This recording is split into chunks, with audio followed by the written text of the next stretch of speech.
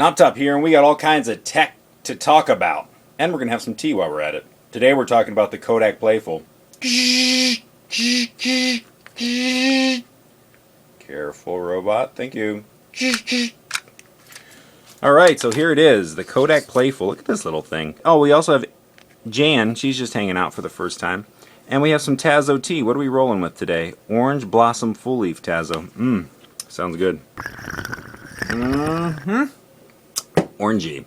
Alright, so here it is, and this isn't going to be a review. There's all kinds of videos already online that talk more in depth about this camera.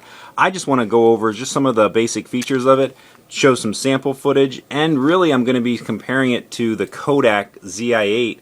Also, let me mention that I'm recording this review, or overview, on a iPod Touch, and I'm using FiLMicPro. It lets you lock in your iris and lock in your white balance, so it gives you some more features, and I think it gives you more features on the iPhone when it's downloaded, but the iPod Touch doesn't have focus and stuff, which is why we got this little thing, a little magnifying glass for close-ups.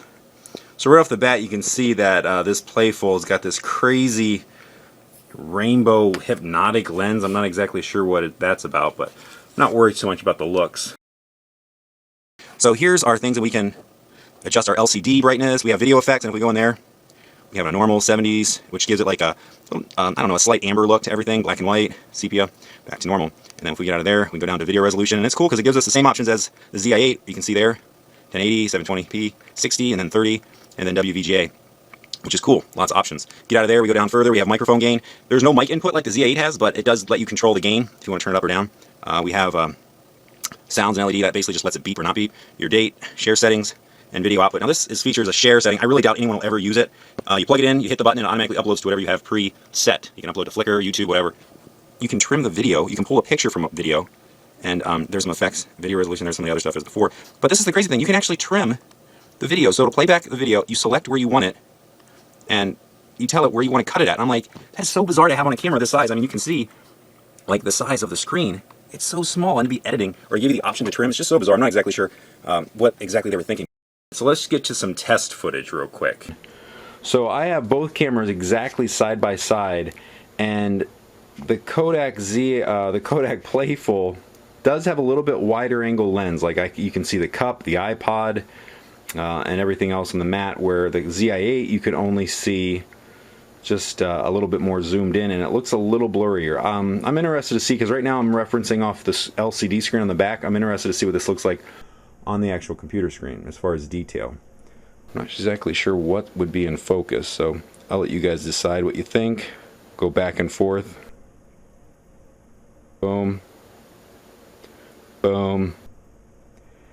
And boom. Alright. I know this is like a long overview. I just wanted to I don't know, break it down a little bit more practical. I know a lot of people do reviews, but I actually use this camera all the time, and I was really interested in maybe replacing it with this. But obviously the lack of a mic input is a huge flaw.